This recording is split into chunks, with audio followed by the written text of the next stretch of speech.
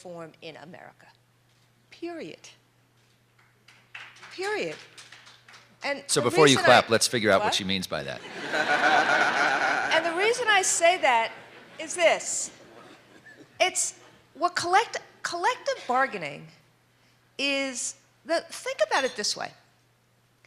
There are a bunch of people in this room who have contracts with someone, right? How many people have ever done a contract with someone somewhere? Ever? I cannot believe there's not 95%. The students loan contracts. Take a student loan contract with a bank. Now, aside from the ones that are contracts of adhesion or usurious, unless, of course, Yale is actually subsidizing your entire education, the contracts are for a purpose. You don't walk into most contractual situations with an immediate view of, I win, you lose. Most contractual situations are never like that. There's a shared vision. Maybe it's monetary, maybe it's, I need money to go to school, maybe it's to a mortgage company, I need money to buy the house, maybe it's the contract over the house, maybe it's a contract for services, maybe it's a contract for whatever. But most are not viewed as, if I win, you lose. And the piece of this conversation I've just heard is, if I win, you lose. There must have been something really terrible that was about to Randi, happen just to the union. for a moment, with respect, the piece of the conversation that you missed was about this frame of collaboration versus conflict, and whether, in fact, there's this paradigm shift going on, and is the idea that in both these gentlemen believe, but Alex, from what they've you just expressed. interrupted me. Let me finish, and then I'll stop. Because what I'm saying is that if the frame continues to be the way Alex asked the question, that's why I said what I heard, then we will not move forward. The New Haven Union did not have to enter into that contract.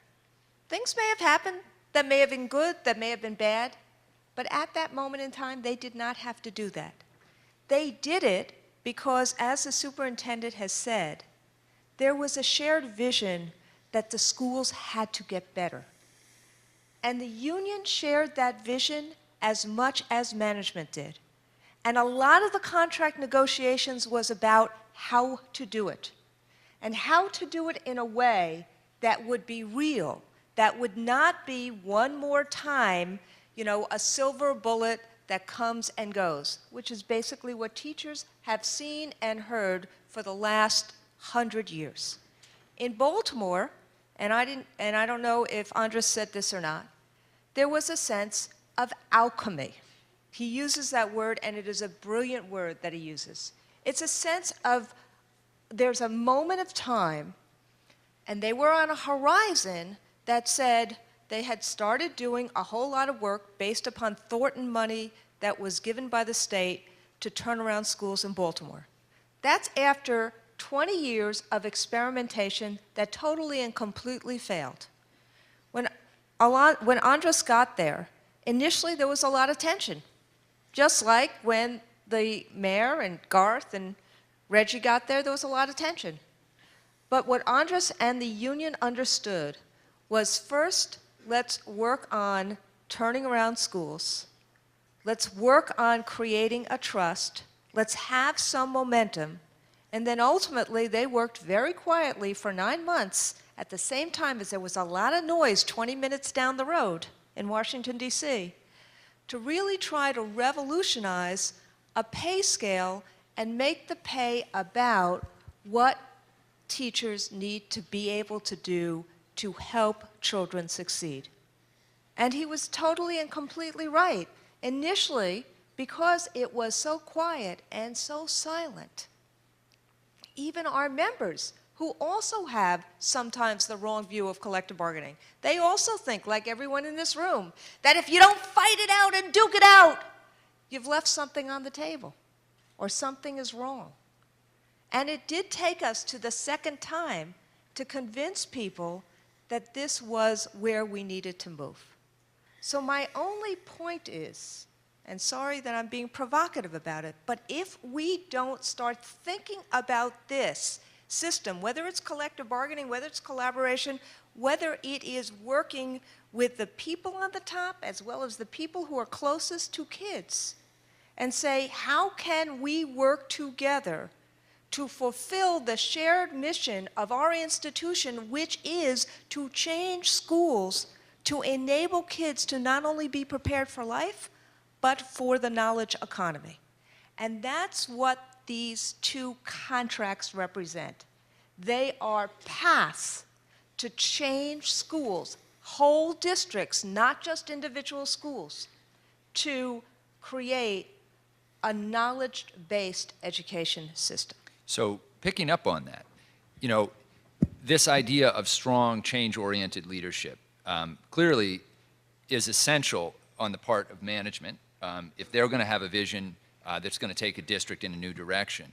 And it seems, you know, Randi is making the case that that same approach needs to come from labor in order to have the kind of collaborative negotiation where you can actually move forward in a new direction. But it seems to me, you know, we said at the outset, there are 14,000 some school districts around the country. The conditions that obtained, and, you know, just from my own being in New Haven for the last 12 years, you know, the conditions that really underlay what happened in New Haven, the quality of the internal dynamics of the local federation and the strength of its leadership, et cetera, it's almost like lightning striking in some, you could make the case that that was a very unusual set of circumstances that led that to happen. Maybe that's the start of something larger, but the question is, what do you do when those conditions don't obtain? When you may have a superintendent or a district leadership with a strong vision for change, but they're not met halfway, or there isn't that same strong leadership on the labor side, or flip it around. Maybe there's some places where the union wants to move and they don't see the leadership, they don't see a strong partner. Because we're also talking about two cities where, in different forms, and there's straight up mayoral control here in New Haven, and there's a blend of gubernatorial and or a state-appointed board. You tell me what's going on. I thought I had it, but actually there's a kind of a vacuum, which is the reason why there were 7 superintendents in 10 years. It's a jointly appointed board, but with a tremendously hands-off governor and a mayor that because of some of the dynamics over time, the city hasn't increased its maintenance of effort in 10 years. Is this what you say when you're out of town, or? I am always honest. Right. That is my greatest currency. People know that I mean business.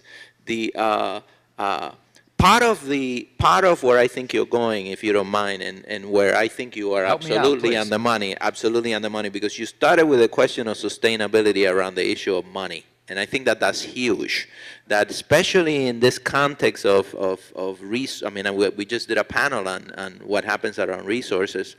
I mean, this 20% in DC, when I saw that, my reaction among my friends was, this is insane, as in this is not sustainable in places that are seeing a $40–50 million shortfall every single year. So that's one question. How do we move this ball in context where we might not necessarily be able to pay for the concession? That, by definition, means that it has to be about a shared set of interests. And then secondly, in terms of the governance structure, you know, where are the leverage points in order to be able to push the conversation in particular directions? And I'm not going to talk for New Haven. The leverage point in Baltimore was the fact that Baltimore had been a deeply troubled district for a very long time, and then miraculously, and I don't want to make it about me, in the space of about 3 years, we get off school improvement, we settle the special education lawsuit that had been around for 24 years. Kids start coming back after 4 decades, and there's a sense that what is happening there?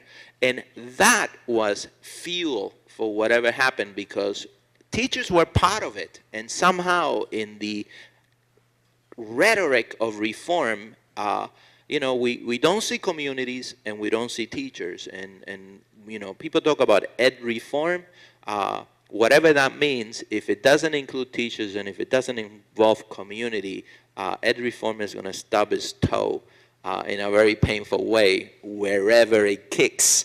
So, so for us, our own momentum served as a catalyst for whatever we were able to get. And we only had 4.5% over 3 years, and we had to bring the AFT National into the conversation very, very early on to convince our leadership that we were not playing games about the money.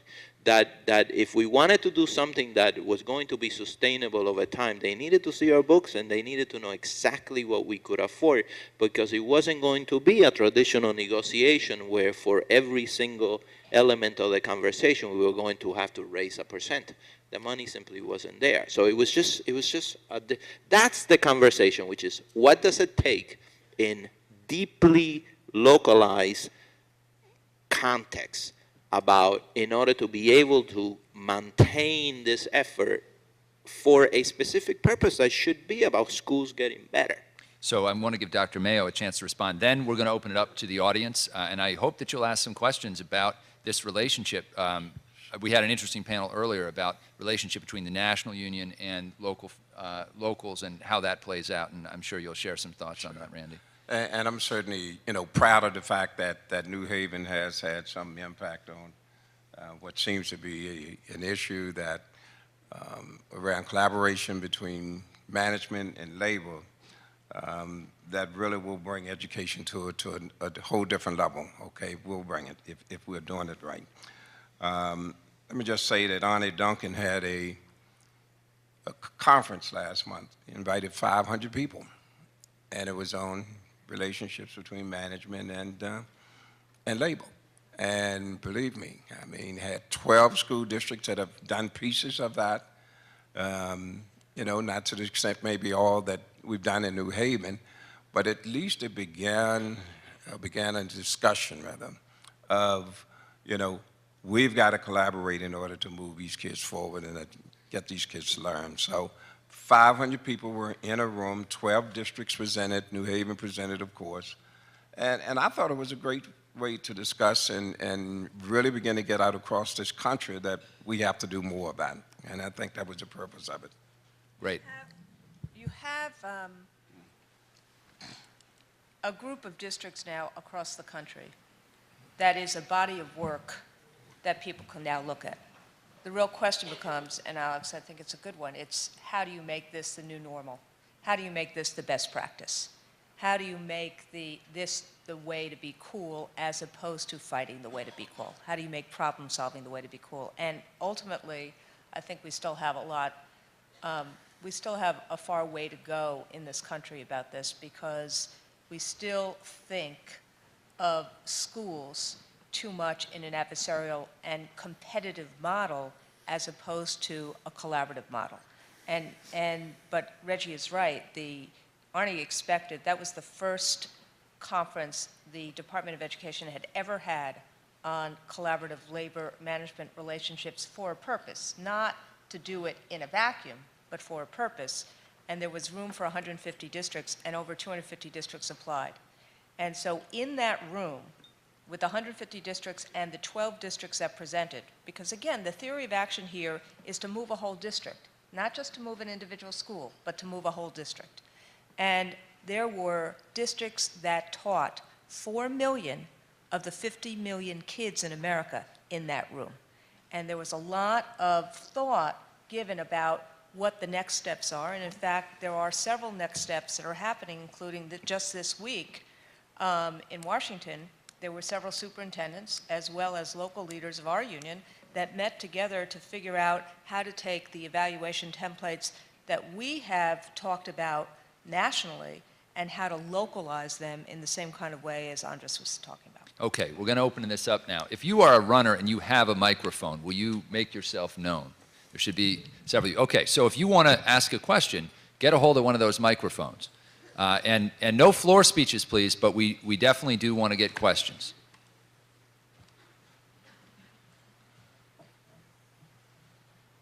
You guys got to fight over that. I'm not going to pick.